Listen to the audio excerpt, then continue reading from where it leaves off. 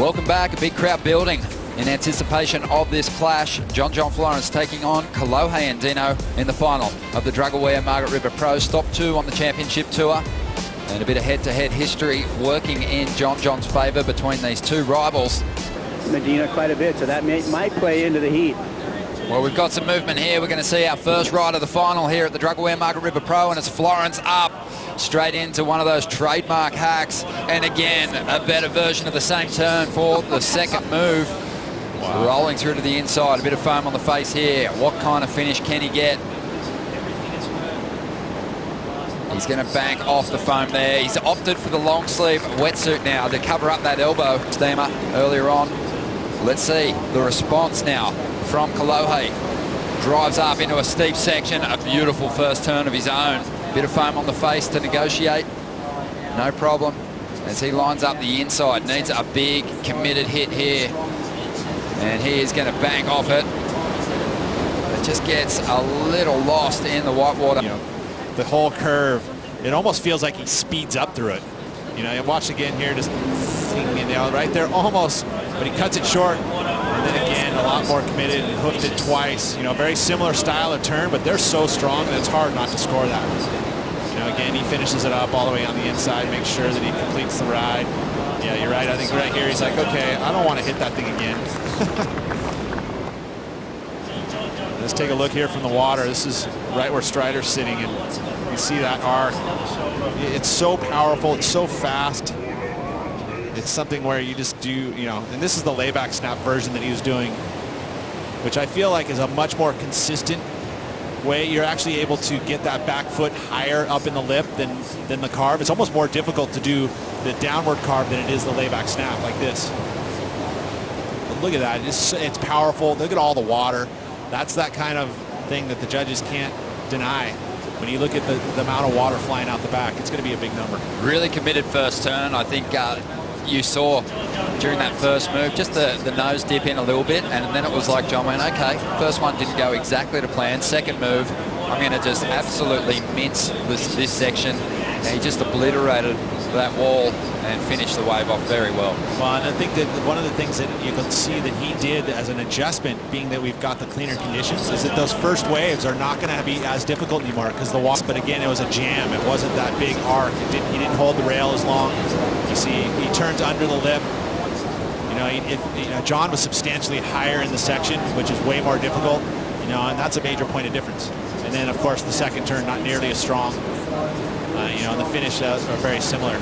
But I mean, if you're going to take a comparison of the two types of turns, they both did layback snaps. But John, and now we'll get to see it again as you see John coming into this wave to back up his 9. Look at this thing, big bank off the top right there, flying across the section, looking for more, sweeps the corner. We'll see what he gets done on the inside, boys, as he's still tearing away. And he's going to look for the big finish on the inside here. It'll be a good backup. Probably not as strong as the 9.63, but Florence makes sure he gets that finish. But you do lose a little bit. You know, he doesn't have to consciously even think about it. It just happens, you know. And again, this one was moving so quickly down the line. See that turn gets cut short, but it still holds all that speed to get back to the open face to complete this ride. You know, and he's going to back up the 9.63, and he's going to give him a ton of freedom to get really creative in this back half of the heat.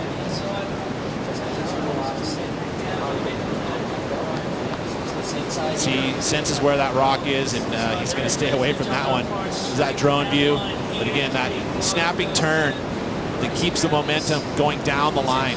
You know, he knows that timing and where and what type of turn is going to happen in order to make sure that he completes the wave. And sure enough, there he is, a pretty good number to back up the 9.63. Just over 17 minutes to go. Here we go. Thank you, Ryan. I want to see this kid doing. Andino looking to break combination on this ride. Draws off the bottom. Snaps away under the lip. Again, just fading back, losing a bit of speed off the top. Needs a huge turn here. Crushes the end section, the oncoming section. But I think he's going to need a stronger start. Take a look at the replay. You know, he decided to take the first wave of the set because it is glassy, so it looked like it had a pretty good opportunity, but you can see it kind of flattened and it had those lumpy sections in the lip. That was a nice section there, but he got there and it almost felt like he did that bottom turn a little too far down the wave and didn't have the speed when it got nice and vertical. End section hit was the best here in the past.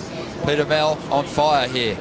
No. On finals day. As we see John Florence up once again into that first section. Just can't get enough of that front side jam as he looks to get rid of a 7.5 and push further ahead here. There it is, John. Check the section.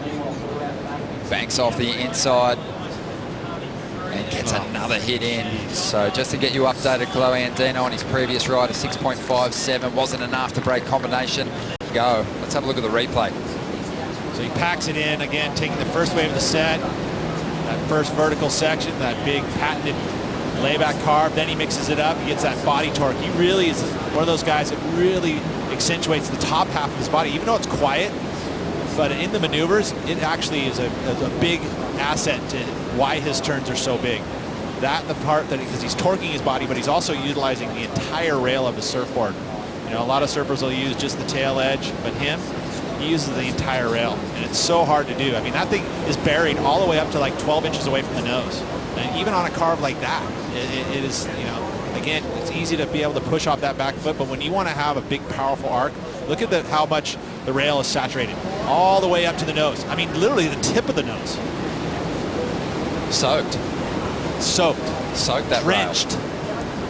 And you know, again, he's pushing it all the way through, and that's the style of surfing that is so much, and that separates him from everyone else. Guess what? What? John's gone at 19 points plus once again, and so deserving those big numbers for those really fast full rail carves. Kolohe trying to get into this one. Big bottom turn into a nice carve right in the pocket. Not getting that second turn option though that John is finding out here at the moment. See just a little added texture on the face of this wave, or up in the lip at least, as Kolohe goes into that final section. Morning too, you know, the wind's changing slightly. Let's see what he does here. So a nice big peak. He accentuates the bottom turn. Again, just not the same amount of speed carried through the maneuver that we're seeing from John. I mean, that to me is really a substantial difference, and it's coming down to, you know, where he's starting that bottom turn. Another nice arc again. I mean, this wave is well surfed. You know, I would love to see him complete that final maneuver, but there is just a distinct difference in the speed within the maneuvers. We touched on it early on, just the total defense well and truly on track. The ratings lead will be his in just over a minute, as we see Andino just making his way through to the inside. This is a fun position for us to see. There we go. In. Nice air reverse. There we go. 1 minute to go. He's left that charge a little late. And get the crowd involved. See, look at this section's perfect for it. Nice steep ramp, carries the speed into it, gets the grab, super clean, releases the grab. See everything shift forward, lets go, lands with butter right there. You just stuff the nose into the section like that, and it just rotates around. Look at how far he finishes up on the board. No worries. He's done probably 2,000 of those since he was about 6. Okay. Well, okay. But in competition, that was pretty impressive stuff. 5,000. Very tricky end section, and he has stomped a 7.03 to finish off his effort. A great effort here, but John Florence victorious at the Drug-Aware Margaret River Pro. What an effort! One of the most dominant performances, the most dominant performance we've seen throughout a championship tour event. Pretty easy to say. Unbelievable stuff. You know, coming into contact with that reef during the semi-final, didn't slow him down at all, Pete. Got treated, got back out there, and recovered well. I mean, that's a great adjustment, right? I mean, to see that happen, sometimes you'd say that it could have changed your trajectory. Nope, he's an asteroid. He just kept plowing through it. We're going to have so much to break down in the post-show. Obviously, some very interesting things unfolding on finals day here. We'll get a chat with John in just a moment. But he just didn't back off, did he? No. You know, he surfed his own event. And, you know, how many gears can you have in the gearbox? I mean, there was 10 gears to me. I mean, it was he was playing around in 9th and 10th gear pretty much the entire event. Look at the heat score total there, 19.03. Andino